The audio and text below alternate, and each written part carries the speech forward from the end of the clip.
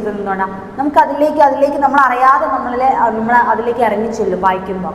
അപ്പോൾ ഈ close reading അവിടെ ഓട്ടോമാറ്റിക്കലി നടക്കും. ഈ കാര്യങ്ങളൊക്കെ ഈ സ്റ്റെപ്സൊക്കെ ഓട്ടോമാറ്റിക്കലി അതിൽ നടക്കുകയാണ്. അപ്പോൾ എന്താണ് അണ്ടർസ്റ്റാൻഡ് പാറ്റേൺസ് ആൻഡ് മെത്തേഡ്സ്, അതിൻ്റെ പാറ്റേണും മെത്തേഡ്സിനെ കുറിച്ച് ഒരു ഐഡിയ ഉണ്ടാക്കുക. മൂന്നാമത്തത് റീഡ് ദ പാസേജ്, ഓരോ പാസേജ് വായിക്കുക. ഇതിനെന്താണ് അമ്യൂസീവ് റീഡിങ്, അതായത് read for pleasure, such reading is known as അമ്യൂസീവ്.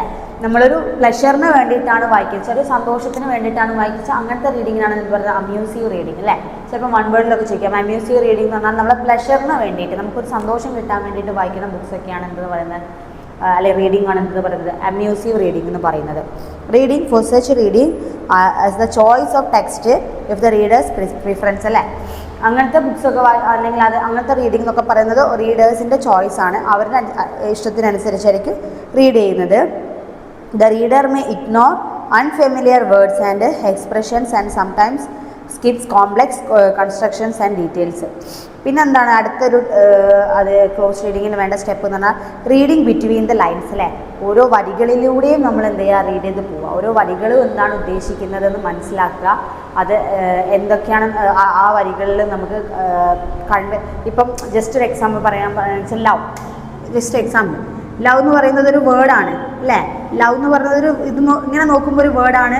അല്ലെങ്കിൽ ഇപ്പോൾ ഇതൊരു ഫ്രേസ് ആയിട്ട് എഴുതുമ്പോൾ അല്ലെങ്കിൽ സെൻറ്റൻസ് ആയിട്ട് ഐ ലവ് ഇന്ത്യ അങ്ങനെയൊക്കെ ഇപ്പോൾ എഴുതുകയാണെന്ന് വെച്ചാൽ ഇതൊരു എന്താ പറയുക, ഓരോ സെൻറ്റൻസ് ആണ് അല്ലേ. അപ്പോൾ ഈ വരികളിൽ എന്താണ് ഉദ്ദേശിക്കുന്ന ഐഡിയ അല്ലേ, അതിൽ എന്തിനെ കുറിച്ചാണ് ജസ്റ്റ് എക്സാമ്പിൾ ആട്ടോ ഞാനിപ്പോൾ പറയണേ. അപ്പോൾ അതിൽ കൂടെ നമ്മൾ എന്ത് ചെയ്യുക, ഓരോ വരികളിലൂടെ നമ്മൾ സഞ്ചരിക്കുക, വായിച്ചു തുടങ്ങുക എന്നുള്ളതാണ്. ഞാൻ പ്രാക്ടിക്കൽ സെക്ഷൻ അല്ലേ. അത് എന്താണ് പറയുന്നത്, we may read the same text differently as line in the case of time pass reading of novels അല്ലേ. ചിലർ വായിച്ച നോവൽസ് തന്നെ എന്ത് ചെയ്യും, എഗെയിൻ വായിക്കും അല്ലേ. അതെന്തിനാ, ചിലർക്ക് അത് ഭയങ്കര ഇഷ്ടപ്പെട്ടിട്ടായിരിക്കും, ചിലർക്ക് എന്തായിരിക്കും ടൈം പാസിന് വേണ്ടിയിട്ട് വായിക്കും. അപ്പം അങ്ങനെ പ്രാക്ടിക്കൽ സെക്ഷൻ നടത്തുക. അതായത് എന്തിനു വേണ്ടിയിട്ട്, അപ്പോൾ നമ്മൾ വായിക്കുന്നൊരു അവയർനെസ്സിന് വേണ്ടിയിട്ടാണോ, ടൈം പാസിനാണോ, അല്ലെങ്കിൽ ചിലർക്ക് ബോറിങ് മാറ്റാൻ, ചിലർക്ക് ഭയങ്കര ഇൻട്രസ്റ്റ് ആയിട്ടായിരിക്കും. അപ്പോൾ അങ്ങനെയുള്ളൊരു കാര്യങ്ങൾ നോക്കുക. അപ്പോൾ ഇത്രയും കാര്യങ്ങളാണ് എന്തിന് വരുന്നത്, ഒരു ക്ലോസ് റീഡിങ്ങിന് വേണ്ട കുറച്ച് സ്റ്റെപ്സ് എന്ന് പറയുന്നത്. അടുത്തത് എന്താണ്, റീഡിങ് കോംപ്രഹെൻഷൻ. റീഡിങ് കോംപ്രഹെൻഷൻ എന്ന് പറഞ്ഞാൽ എന്താണ്, നമ്മൾ വായിക്കുന്നതിനെ കുറിച്ചൊരു ധാരണ ഉണ്ടാവുക. കോംപ്രഹെൻഷൻ എന്ന് പറഞ്ഞാൽ നമ്മൾ പറയും ധാരണ എന്ന് പറയും അല്ലേ. എന്താണ് നമ്മൾ വായിക്കുന്നത് എന്നതിനെക്കുറിച്ചൊരു ധാരണ ഉണ്ടായിരിക്കുക എന്നുള്ളതാണ്.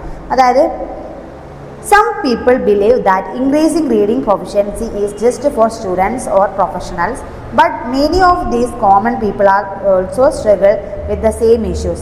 They cannot maintain the reading pace and comprehension by both need and wants to.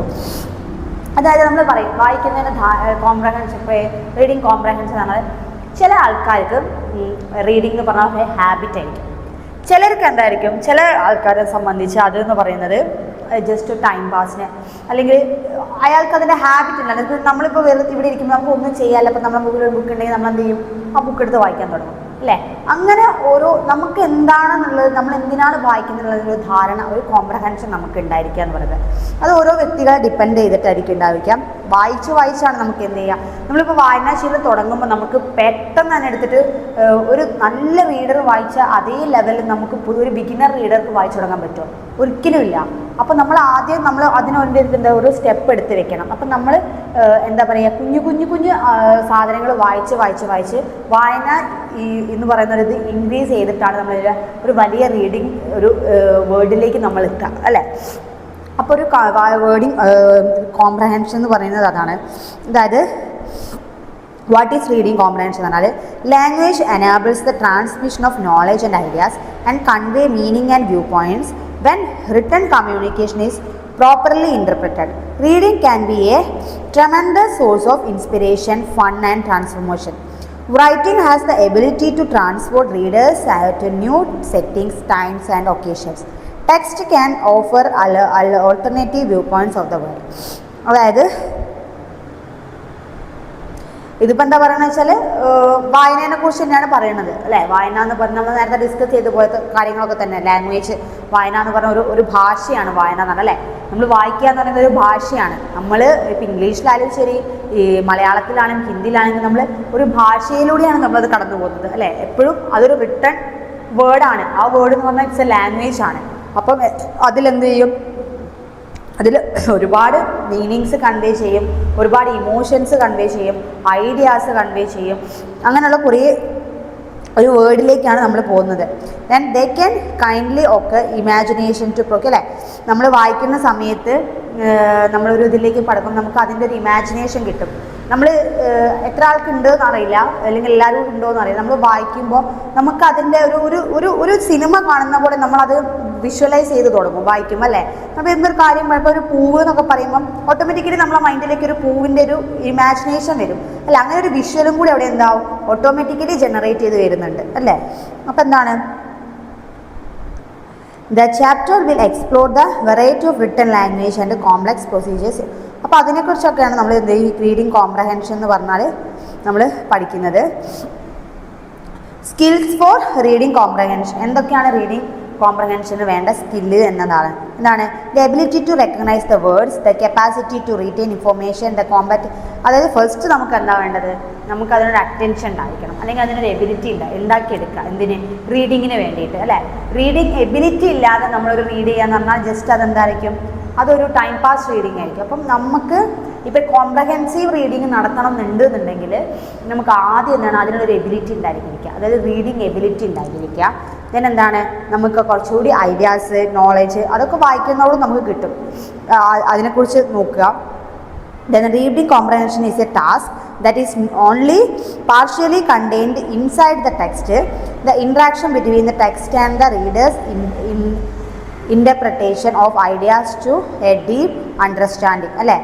Reading എന്ന് പറഞ്ഞാൽ, റീഡിങ് കോംപ്രഹെൻഷൻ എന്ന് പറഞ്ഞാൽ എന്താണ്, ഒരു ടാസ്ക്കാണ് അല്ലേ. അതെന്ന് പറഞ്ഞാൽ ഒരു ടാസ്ക്കാണ് നമ്മൾ പറയും. എന്ന് വെച്ചാൽ എന്തുകൊണ്ടാണ് അതങ്ങനെ പറയുന്നത്, നമ്മൾ വായിക്കുന്ന ടെക്സ്റ്റിലൂടെ നമ്മൾ പാർഷ്യലി ആയിട്ടായാലും നമ്മൾ എന്ത് ചെയ്യും, നമ്മൾ അതിലൂടെ കടന്നു പോകുന്നുണ്ട്. ഇപ്പോൾ റീഡിങ് കോംപ്രഹെൻഷൻ എന്ന് പറഞ്ഞൊരു ടാസ്ക്കാണ്.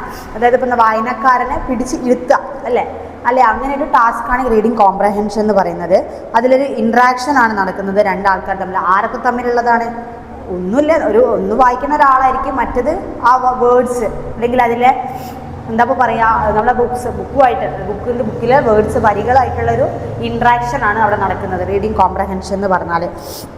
Each of us read a book differently and as a result we generate a variety of viewpoints upon a similar context. The movie versions of books we have read rarely live to that. അതായത് എന്താണ് ഇപ്പോൾ പറഞ്ഞൊക്കെ തന്നെ, നമ്മൾ reading നടത്താമെന്ന് വെച്ചാൽ ഓരോ ആൾക്കാരുടെ റീഡിംഗ് എന്ന് പറയുന്നത് എന്തായിരിക്കും, ഡിഫറെൻ്റ് ആയിരിക്കും.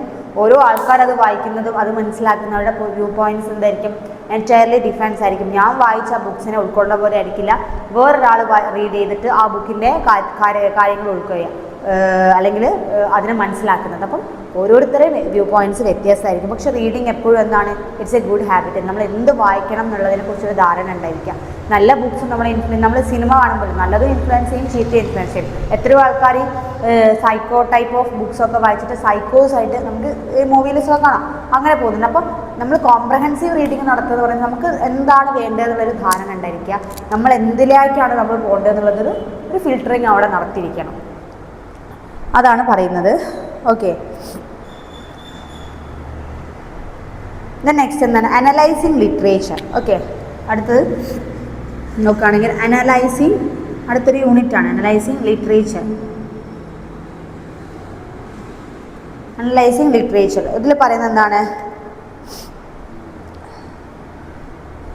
ഒന്നുമില്ല, കുറേ ആൾക്കാരുടെ ഓതേഴ്സിൻ്റെയൊക്കെ ബുക്സും അതിലുള്ള കണ്ടൻസും കാര്യങ്ങളും. അതായത് ഒരു എന്താ പറയുക, മെയിനായിട്ട് ഇത് ഡിസ്കസ് നമുക്ക് ഇങ്ങനെ സംസാരിക്കാൻ പറ്റുന്നത്, നിങ്ങൾ നന്നായിട്ട് വായിക്കേണ്ട ഒരു ചാപ്റ്ററാണ് ഇതെന്ന് പറഞ്ഞാൽ. ഇതിൽ ഉദ്ദേശിക്കുന്നത് വെച്ചാൽ അനലൈസ് നമ്മളെ പോയട്രീനെ കുറിച്ച്, തീംസ്, സിംബൽസ്, അതായത് നമ്മൾ റീഡിങ്ങിൻ്റെ കുറച്ചും കൂടി ആധികാരികമായിട്ട്, അതായത് വായിക്കുമ്പോൾ കിട്ടുന്ന ഒരു പോയട്രി വായിക്കുമ്പോൾ കിട്ടുന്ന, അല്ലെങ്കിൽ ഒരു ഫിക്ഷൻ വായിക്കുമ്പോൾ അങ്ങനെയുള്ള ഓരോന്നിനെ കുറിച്ചുള്ള ഒരു ആഴത്തിലേക്കുള്ള ഒരു ഡീപ്പായിട്ടുള്ള അവയർനെസ് ആണ് ഈ യൂണിറ്റോട് ഉദ്ദേശിക്കുന്നത്, ലിറ്ററേച്ചർ കൊണ്ട് ഉദ്ദേശിക്കുന്നത്. അബ്ദുൽ കലാമിൻ്റെ ഡ്രീം ആൻഡ് ദ മെസ്സേജ് അല്ലേ, അതായത് അബൌട്ട് അബ്ദുൽ കലാം, അത് ഓരോരുത്തർ പറഞ്ഞ കാര്യങ്ങളൊക്കെയാണ്. ഇത് നന്നായിട്ട് നിങ്ങൾ വായിക്കുക. ഇതിൽ ഇപ്പോൾ പ്രത്യേകിച്ച് ഇങ്ങനെ എടുത്ത് പറഞ്ഞു തരേണ്ട ഒരു കണ്ടൻ്റായിട്ടൊന്നുമില്ല. നന്നായിട്ട് റീഡ് ചെയ്ത് നമുക്ക് നമ്മളിപ്പോൾ ഈ നോവൽസ് വായിക്കാമെന്ന് പറയുമ്പോഴാണ് ചില സാധനങ്ങൾ നമുക്ക് ആ നോവൽ വായിച്ച് കഴിഞ്ഞിട്ട് ഒരാൾക്കത് കഥ പറഞ്ഞു കൊടുക്കാനായിട്ട് പറ്റില്ല. അപ്പോൾ നമുക്ക് എന്ത് ചെയ്യണം, നമ്മളത് വായിച്ചാലേ എക്സ്പ്ലെയിൻ. അതേപോലെയാണ് ഈ യൂണിറ്റ് എന്ന് പറഞ്ഞാൽ കുറേ ആൾക്കാരുടെ ഒരു റീഡിങ്ങിനെ കുറിച്ചിട്ടുള്ള കാര്യങ്ങളൊക്കെയാണ്, നന്നായിട്ട് വായിച്ച് മനസ്സിലാക്കുക. എന്താണ് about the APJ Abdul Kalam was one of the most accomplished scientists in India as he was involved in the development of operationalism of India's strategic missiles. Abdul കലാമിനെ കുറിച്ചൊക്കെയുള്ള കാര്യങ്ങളാണ് ഇതിൽ പറയുന്നത്. എന്താണ്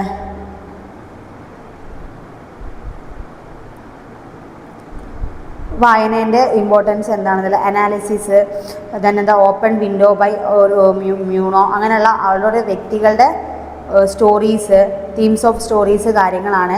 പിന്നെ അവരുടെ കഥകൾ, പോയിംസ്, അങ്ങനെയുള്ള നോവൽസിൻ്റെ ഒരു ഓവറോൾ പിക്ചറാണ് ഈ യൂണിറ്റ് കവർ ചെയ്യുന്നത്. ഓക്കെ, അപ്പോൾ ഓവറോൾ നോക്കുക വെച്ചാൽ റീഡിങ് എന്താണെന്നുള്ളതാണ്. ഇതിൽ നമുക്ക് റീഡിങ്ങിനെ കുറിച്ച് തന്നെയാണ് മെയിൻ ക്വസ്റ്റ്യൻസ് വരിക. റീഡിങ് എന്താണ്, പർപ്പസ് ഓഫ് റീഡിങ് എന്താണ്, ടൈപ്സ് ഓഫ് റീഡിങ് എന്താണെന്ന് നോക്കി, 2 ടൈപ്പ് ഉണ്ടെന്ന് പറഞ്ഞു, അതിലെ മെത്തേഡ്സ് നമ്മൾ നോക്കി, റീഡിങ് കോംപ്രഹെൻഷൻ എന്താണെന്ന് നോക്കി. അപ്പോൾ ഓവറോൾ ഇത്രയും കാര്യങ്ങളാണ് ഈ ഒരു ബ്ലോക്കിൽ നമുക്ക് കവർ ചെയ്യാനുള്ളത്. ഓക്കെ.